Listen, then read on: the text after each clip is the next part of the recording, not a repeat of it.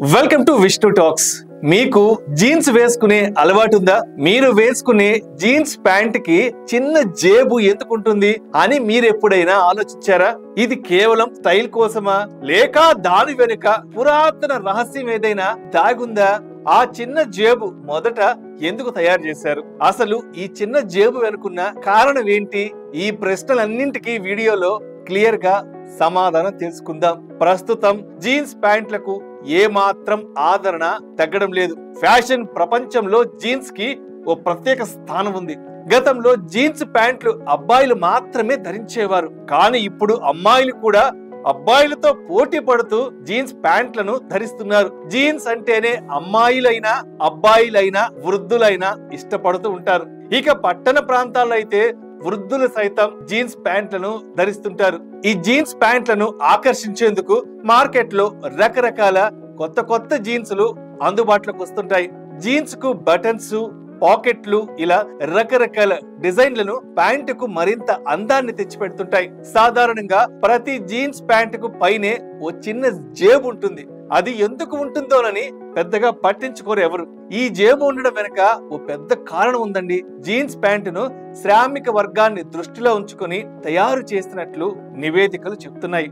అంటే రైల్వే ఉద్యోగులు, వడ్రంకి కార్మికులు, మైనింగ్ కార్మికులు ఆ సమయంలో కార్మికుల సౌకర్యం కోసం మందపాటి వస్త్రం, చిన్న పాకెట్స్ ఉన్న జీన్స్ తయారు చేసేవారంట. దీని వెనుక కారణం ఏంటంటే 19వ శతాబ్దంలో ఉపయోగించిన గడియారాలకు బెల్టులు లేవు. అంతేకాకుండా వాటి డయల్స్ కూడా చిన్నవిగా ఉండేవి. అలాంటి పరిస్థితుల్లో వాటిలో జేబులో ఉంచుకుంటే కింద పడి పగిలిపోయే అవకాశం ఉంది. దీంతో వాచ్ సురక్షితంగా ఉండేందుకు ఈ జీన్స్ ప్యాంట్లకు చిన్నపాటి పాకెట్లలా ఉండే జేబును తయారు చేశారంట. దీనిని గతంలో వాచ్ పాకెట్లు అని కూడా పిలిచేవారు, కానీ కాలం మారుతున్న కొద్దీ పేర్లను రకరకాలుగా పిలుస్తున్నారు. డబ్బులు లేదా చిన్నపాటి ఏదైనా వస్తువును ఈ పాకెట్ లో పెట్టుకునేందుకు ఉపయోగిస్తున్నారు. ఈ చిన్నపాటి పాకెట్ నేటికి జీన్స్ లో ఉంచుతున్నారు.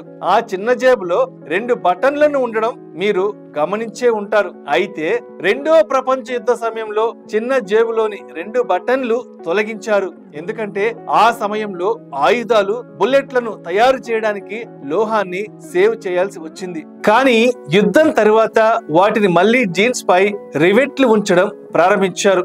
జీన్స్ పాకెట్స్ పై బటన్లు 1829 నుంచి ఉన్నాయి. ఆ సమయంలో లెవియస్ స్ట్రాస్ కంపెనీ కొత్తది. ఆ ప్రాంతంలోని మైనర్లు ఫ్యాషన్ జీన్స్ ధరించేవారు. ఆ కాలంలో కార్మికులు చాలా కష్టపడి పనిచేయాల్సి వచ్చింది. అలాగే వారిలో చాలా మంది తమ ప్యాంట్స్ పాకెట్స్ చిరిగిపోతున్నాయని ఫిర్యాదు కూడా చేశారు. టెల్వ్ జాకబ్ డేవిస్ జేబు వైపు చిన్న మెటల్ బిట్స్ ఉంచడం ద్వారా ఈ సమస్యను పరిష్కరించాడు.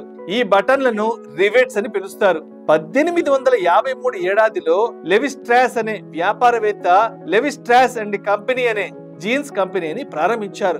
నీలిరంగు జీన్స్ ను తయారు చేసిన మొదటి కంపెనీ కూడా ఇదే.